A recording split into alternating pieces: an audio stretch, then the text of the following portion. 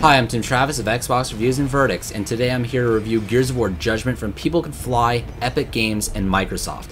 The Gears of War trilogy may be over, but the teams at Epic and People Can Fly assure us there is a lot more stopping and popping, and of course chainsawing to be done.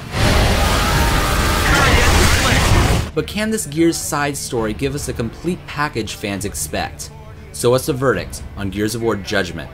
Let's find out. At the conclusion of this tribunal, I will issue a fair and swift verdict. Right. Of course you will. Judgment is a prequel that takes place after the events of Emergence Day during the opening skirmishes of the Locust War. But a Locust onslaught is the least concern for Kilo Squad, as Damon Baird, along with fellow soldiers Cole, Sophia Hendrick, and former UIR Major Garen Paddock are accused of treason for a desperate attempt to stall the Locust offensive. The course of events take place primarily during flashbacks as each member of Kilo recount their desperate scheme to stop General Karn during the Battle of Halvo Bay. Your main playable character changes as each squad member gives his or her testimony, but since you stick with this squad from start to finish, the story never changes up dramatically because of this. But it's a good excuse to play as a different character every so often, and it's much better than the forced Cole storyline in Gears 3. The testimony and flashback element is the best thing the story has going for it, as this is structured a bit different in comparison to the trilogy. But don't take that as having to jumble together an obnoxious amount of plot points. Each flashback is presented in a linear fashion. The actual events aren't as over the top as some of the crazier moments of the trilogy. There's nothing remotely as insane as chainsawing your way out of a giant worm here, but at the same time, if that was the case, it would downplay some of Marcus Phoenix's heroics. I don't have anything wrong with the events that took place in the campaign, but the narrative is a noticeable step back from the trilogy. It starts with the scarcity of mid-mission conversations, which used to be a source of insight into characters and plenty of jokes. Cole in particular is unusually quiet. Baird might not have been the deepest character before, but he had character. He was a smartass and a narcissist, but he had a personality nonetheless. Now he's an unexciting squad leader. The bottom line is, if the series is to continue, future installments will need writers who really understand Gears' narrative. And quite frankly, General Karn is seen doing something remotely evil only once before the final boss. This was a problem in one form or another with the Gears trilogy antagonists, but it's exacerbated here since your squad constantly talks about Karn. Epic and People Can Fly show us how evil the antagonist is. Don't tell us. Judgment still plays distinctly like Gears of War. There might be shooters and action games that are moving away from sticky cover systems, but Gears of War's cover mechanics haven't aged a bit. It's simple, intuitive, and keeps the combat visceral. But the developers have made an effort to speed up other actions. Grenades can now be thrown with a quick tap of the left bumper, or aim then throw them by holding the bumper. This tiny switch will make you use grenades far more often. No more neglecting your stockpile of explosives. The other change is a switch to a 2-weapon system, instead of having 2 primary weapons and a sidearm. The fact that switching to your secondary is mapped to the Y button makes the act faster, but you might miss being able to keep a pistol on you at all times anyway. A small tweak to accommodate for the lack of a sidearm is that when you're carrying a boom shield or a downed Locust as a meat shield, you can use any primary weapon you want.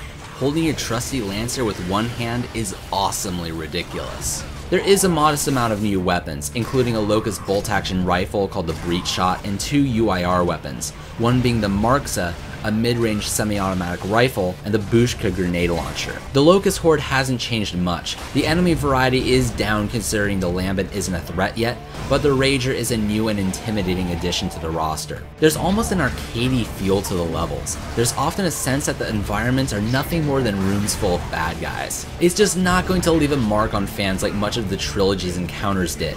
It's not helped that the final boss is no General ROM. A new feature is a smart spawn system. Essentially, encounters will not always feature the same enemies every time. You could die fighting a bunch of maulers, but come back to that section fighting bloodbounds. It's pretty neat. There are some holdout moments that conclude each campaign act. You'll be able to set up turrets and have access to a tripwire crossbow.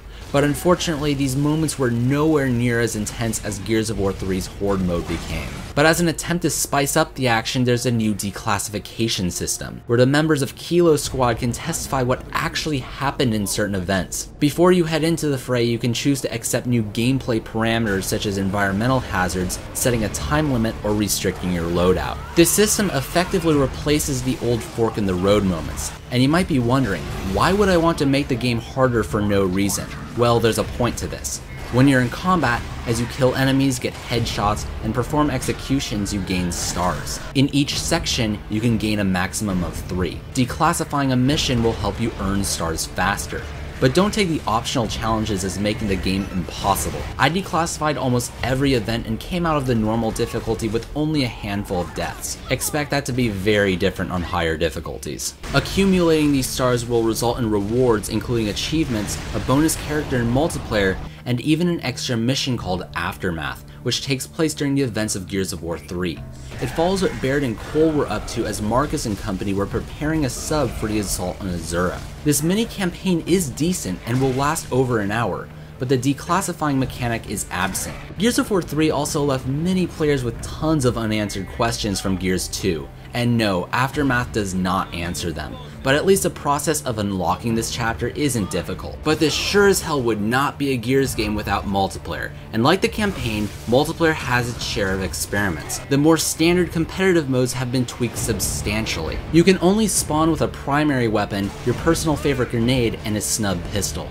If you want an extra rifle or a shotgun, you'll have to pry it from another player's cold, dead hands. Starting weapons are also a lot more balanced than before, and the perfect reload ability is removed in multiplayer. These maps really don't play like Gears maps though. There's plenty of cover around, but the flow of the maps are more akin to Halo, since you don't spawn at a team's designated position.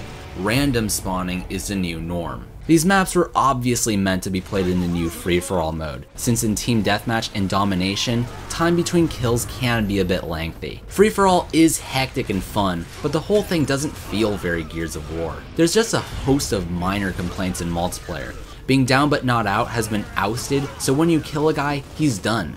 But wasn't it more fun being able to revive your friend, or better, execute an enemy as a final screw you? The game is less team-oriented as a result. There's also a distinct lack of unlockable characters, whereas Gears 3 had a laundry list of guys to play as. Also, there are only 8 maps in Judgment, which sounds okay, but a mere 4 can be played in the traditional game types, and the rest are for the new modes, Survival and Overrun. Overrun is an attempt to roll Gears of War 3's Horde and Beast modes into one competitive game type. The COG soldiers have to defend emergence hole covers and ultimately a generator, whereas the Locusts have to destroy those defenses. The human players now have a class system to play with. Engineers can repair defenses and set up a sentry turret, the medic can heal or revive her comrades, soldiers are armed with the Bushka and can replenish the team's ammo, and the scouts can carry a sniper rifle and spot enemies with a beacon grenade. Alternatively, the Locusts play largely the same as they did in Beast mode. Even playing as the more bizarre creatures works quite well. Teamwork goes a long way,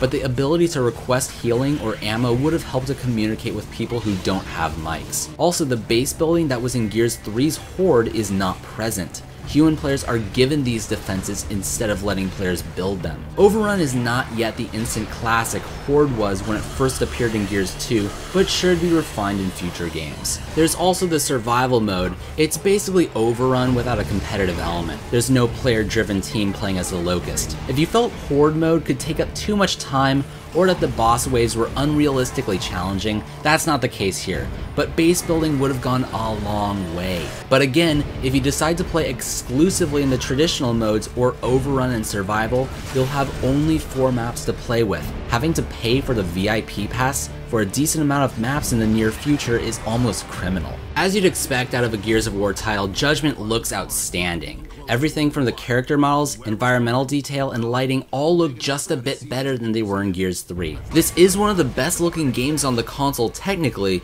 and this time there is little to no texture pop-in, and CG cutscenes actually do look better than the gameplay. One minor knock against the entire presentation is that some characters' audio tracks are reused from past titles. It's a little lazy.